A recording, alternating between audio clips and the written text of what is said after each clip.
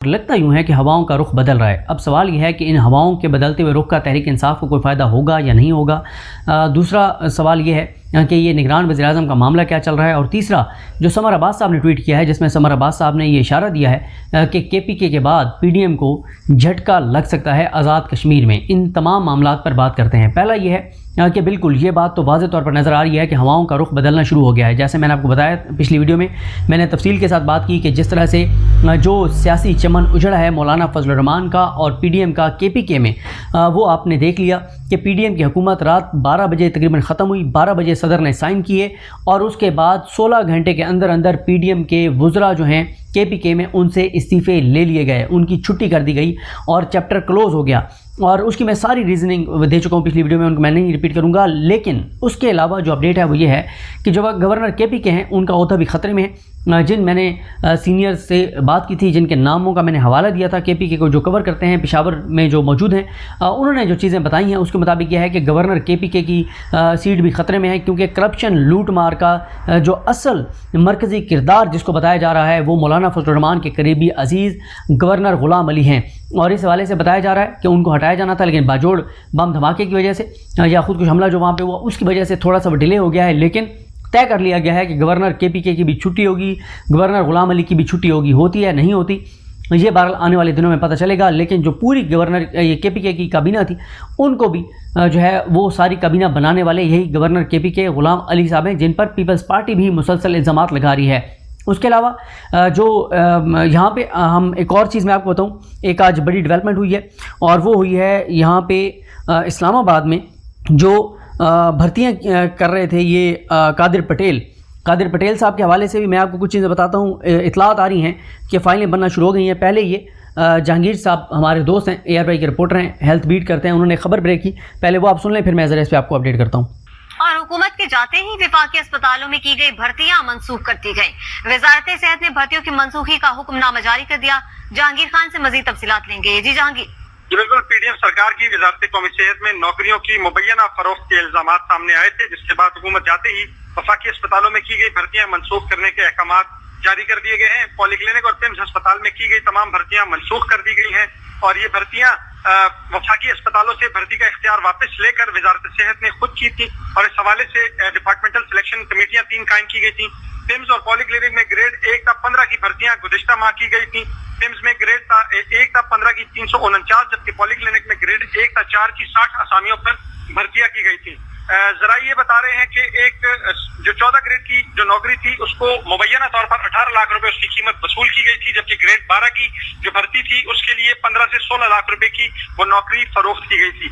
मुबैना फरोख्त के इल्जामात के बाद तहकीकात इस वक्त जारी हैं और इस हवाले से साबिक वजीर सेहत के स्टाफ के एक रुकन पर ये इल्जामात आयद किए जा रहे हैं कि वो नौकरियों की फरोख्त में मुलविस पाए गए हैं। बहुत शुक्रिया जहांगीर खान तफसीलात के लिए। देखें, ये जहांगीर खान साहब जो हैं ये ARY के रिपोर्टर हैं और हेल्थ बीट में मैं इनको नंबर 1 रिपोर्टर कंसीडर करता हूँ। बहुत ज़बरदस्त रिपोर्टर हैं, बहुत ज़बरदस्त इनके सोर्सेज हैं और इनकी जो खबरें हैं हेल्थ बीट में वो इस तरह की होती हैं, इन्वेस्टिगेटिव भी होती हैं। ये जो उन्होंने खबर दी है कि सैकड़ों भर्तियाँ जो कादिर पटेल करके गए हैं, अभी आप देखें कि उनकी हुकूमत को गए हुए 24 घंटे भी नहीं गुजरे थे कि 24 घंटे के अंदर अंदर गुज़िश्ता दौरे हुकूमत में की गई भर्तियों को मनसूख कर दिया गया। ये पहला महकमा है। अभी आगे अब देखें होता क्या है। इनके करप्शन केसेस खुलने जा रहे हैं, ये उसके बाद पकड़े जाते हैं नहीं पकड़े जाते, ये अलग बात है। कुछ लोग तो ज़ाहिर जो लाडले होंगे प्यारे होंगे वो बच जाएंगे, लेकिन कुछ लोगों ने जितनी नंगी गंदी करप्शन की है उनके अगर हमारे इदारों ने मुदाखलत ना की, जिस तरह से पीछे हमने देखा कि इदारों ने अदालतों को मैनेज किया, जजेस को मैनेज किया, जिस वजह से ये सारे चोर डाकू लुटेरे बरी हुए हैं। अगर इस बार अदालतों को मैनेज ना किया गया, जजेस को मैनेज ना किया गया, जैसे इन चोरों डाकुओं लुटेरों को बरी करवाने के लिए मैनेज किया गया था, तो फिर आप देखेंगे कि ऐसे करप्शन केसेस सामने आएंगे कि अकल दंग रह जाएगी। आप हैरान हो जाएंगे कि हमारे मुल्क के अंदर ये हुआ है, इस तरह से नोचा गया हमारे मुल्क को, इस तरह से तबाह और बर्बाद किया गया हमारे मुल्क को, इस तरह से बुनियादें हिला के रख दी गई हमारे मुल्क के अंदर और हज़ारों भर्तियां उन्होंने की हैं। उनमें से मैं ये नहीं कहता कि सब लोग पैसे दे के भर्ती हुए होंगे। अगर 1000 नौकरी है तो शायद उनमें 200-250 जो है वो मैक्सिमम 200-250, मैं बहुत बड़ी आपको तादाद बता रहा हूँ, 200-250 होंगे जो मेरिट पे भर्ती हुए होंगे, लेकिन अक्सरियत 80% जो नौकरियां हैं वो इन्होंने बेची होंगी। जहाँ ये रेट हमें सब पता है, लेकिन ऐसा दौर, ऐसे हालात कि आप रिपोर्ट नहीं कर सकते। जितनी यहाँ पे इस वक्त सख्ती है कि क्योंकि अभी भी کوئی پتہ نہیں ہے کہ کوئی کسی آپ وزیر کا اسکینڈل بریک کریں جو وزیر رہا ہے اور پتہ چلے وہ تو لاڈلا تھا، وہ تو پیارا تھا اور آپ کے گلے پڑ جائے ساری چیز. تو مسئلہ یہ ہے بہت نوکریاں بیچی گئی ہیں، کروڑوں اربوں بنائے گئے ہیں، جو یونیورسٹیاں منظور ہوئیں، جو میڈیکل کالج منظور ہوئے، سب چیزیں کھلنے جا رہی ہیں، سب چیزیں. اگر کچھ وکلا تگڑے ہوں، اور یہ ویسے چاہیے جو بیوروکریٹس ہیں اگر ملک کے ساتھ وہ تھوڑے سے بھی سنسیئر ہیں، تو جو اگر ایک بیوروکریٹ ان چوروں ڈاکوؤں لٹیروں کے ساتھ ملا ہوا تھا اور اس نے ان چوروں ڈاکوؤں لٹیروں کے ساتھ مل کے اس کو راستہ دکھا کے اور کرپشن لوٹ مار کی ہے خود بھی اور ان کو بھی کروائی ہے، تو اسی دفتر میں 10-12 اور بھی تو بیٹھے ہوں گے نا جو اس بارے میں انفارمڈ ہوں گے. تو ان کا کام نہیں ہے کہ آپ کم از کم وہ اپنا نام وہ کیے بغیر کسی بھی صحافی کو جس پہ ان کو اعتماد ہے اس کو کوئی ڈاکومنٹس دے دیں، اس کو کوئی انفارمیشن دے دیں، تاکہ یہ چوری اور ڈکیتی جو اس ملک کے ساتھ پچھلے 15-16 ماہ میں ہوئی ہے، کیا پاکستان کے لوگ اتنا بھی ڈیزرو نہیں کرتے کہ کوئی بیوروکریٹ جو حلال کھانے والا ہے وہ کسی صحافی کو کچھ چیز دیتے کہ یہ 2 نمبری یہ کر کے گئے ہیں تاکہ وہ رپورٹ ہو.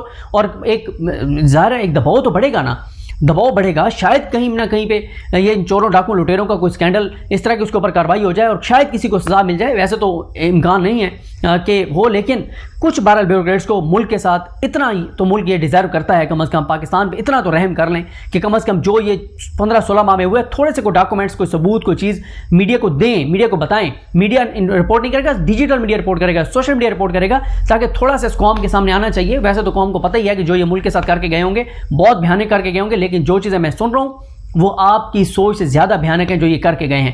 پھر اسی طرح سے اطلاعات مل رہی ہیں کہ 15-16 ماہ میں جو انہوں نے کیا ہے، اب فائلیں بن رہی ہیں، چیزیں بن رہی ہیں، احتساب ہوتا ہے نہیں ہوتا، یا وہ فائلیں بھی ان کو دکھا کے ان کو بلیک میل کرنے کے کام آئے گی، یہ نہیں کچھ کہا جا سکتا، لیکن فائلیں بننا شروع ہو گئی ہیں.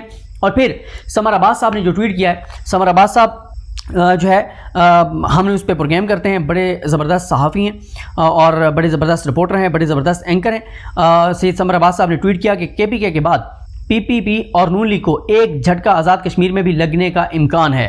یہ ٹویٹ کیا ہے سمر عباس صاحب نے. دیکھیں ہر جگہ پہ انہوں نے 15-16 ماہ میں، کیونکہ ان کو یہ تھا کہ ہمارے ادارے جو ہیں وہ عمران خان کے خلاف لڑ رہے ہیں، ہمارے علاوہ کوئی آپشن نہیں ہے، تو انہوں نے کھلا کھاتا ننگی اور گندی کرپشن کی ہے. اور یہ ایک کردار جو وزیر صحت کے ساتھ تھا اس کے بارے میں تو اطلاعات یہ بھی ہیں کہ وہ پاکستان سے یا تو فرار ہو چکا ہے یا پاکستان سے فرار ہونے والا ہے.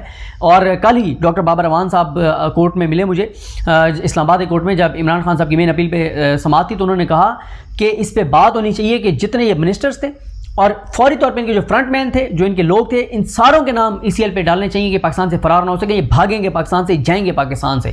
جو انہوں نے جو کچھ کیا انہوں نے تو ان کی ساتھ پوچھنے بیٹھ کے کھا سکتے ہیں جتنے انہوں نے کرپشن اور لوٹ مار ان 15-16 ماہ میں کیا ہے، کیونکہ کوئی پوچھنے والا تھا نہیں، عدالتیں مینج تھیں، جج مینج تھے، کوئی حساب کتاب نہیں تھا. نیب NRO دے کے بند کر دی گئی اور کھلا کھاتا چلتا رہا.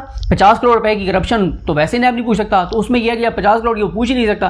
ایک بار 50 کروڑ کی کرو، اس کو سیٹل کرو، دوسری بار 50 کروڑ سے کام کرتے چلے جاؤ. اور عیاشی جتنے کرپشن کیسز تھے وہ سارے بند کر دیے گئے. تو یہ تو ہو گیا معاملہ. باقی جہاں تک ہے نگران وزیر اعظم کا معاملہ، دیکھیں نگران وزیر اعظم میں آپ کو بتا دوں کہ خبریں یہ چلائی جا رہی ہیں کہ نواز شریف ڈٹ گئے ہیں کہ اسٹیبلشمنٹ کوئی اور چاہتی ہے، نواز شریف کچھ اور چاہتے ہیں. اور کبھی خبر چلوائی جاتی ہے کہ آصف علی زرداری اور نواز شریف میں اختلاف ہے. مجھے بالکل نہیں لگتا. نواز شریف کی اوقات ہی نہیں ہے وہ اسٹیبلشمنٹ کے سامنے اف بھی کرے.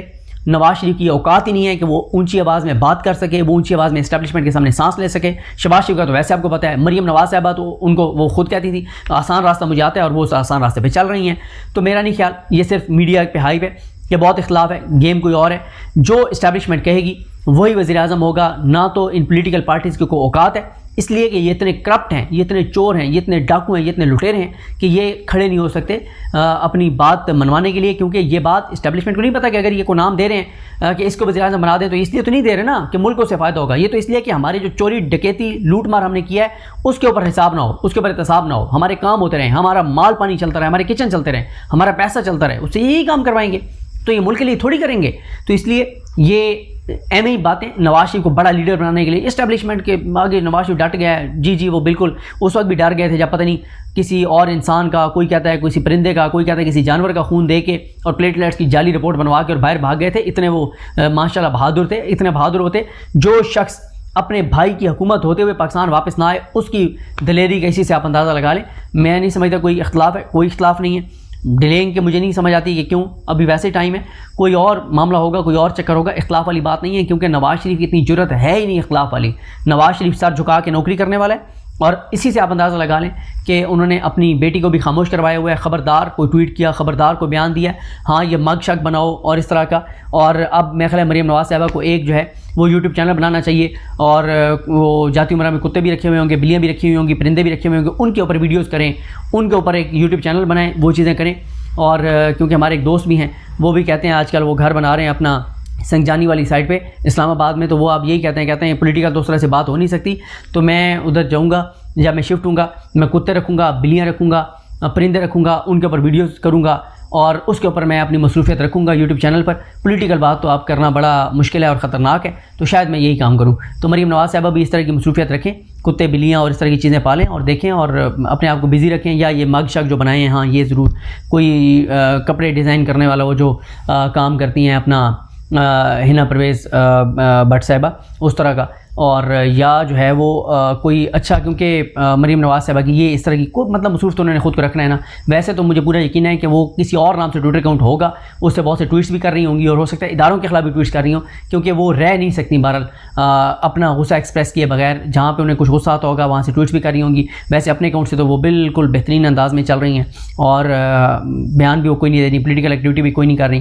اگر کہیں پہ کوئی غصہ آتا ہوگا کسی اور اکاؤنٹ سے کر دیتی ہوں گی، لیکن ویسے وہ طے تو یہ کر چکی ہیں کہ اب انہوں نے جو ہے وہ اس آسان راستے پہ چلنا ہے جس کا وہ خود بتا چکی ہیں. لیکن کبھی کبھی انسان ہے غصہ آ بھی جاتا ہے. وہ پرانی ظاہر ہے ایک نواز شریف صاحب نے ان کے اندر اتنی نفرت بھری ہوئی ہے پاکستان کی فوج کی، شاید کبھی کبھی تھوڑا سا وہ پرانے ان کے جذبات وہ غالب آتے ہوں، اور وہ کوئی نہ کوئی ٹویٹ کرنا ہو تو وہ پھر کسی اور اکاؤنٹ سے کرتی ہوں گی. اپنے اکاؤنٹ سے تو ان کو منع ہے کہ کوئی بات آپ نہیں کریں گی، اور وہ اس پہ بالکل بہترین انداز سے چل رہی ہیں. مجھے اپنی دعا میں یاد رکھیں. اللہ کریم ہم سب کا حامی ناصر. اللہ حافظ.